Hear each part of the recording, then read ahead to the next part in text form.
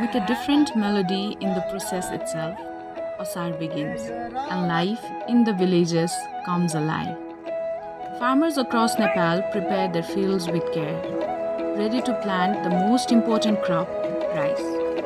As the monsoon rains gently fall, families and neighbors gather in the muddy fields, laughing, singing, and planting side by side. Asar is not just about farming, it's about joy, teamwork, and our deep love for the land.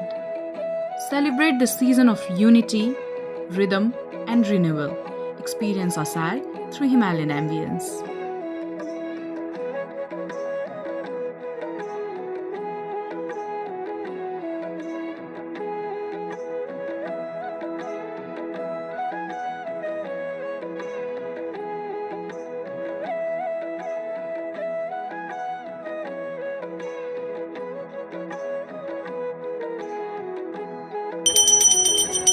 पूजा हरियो गुरु राकालाई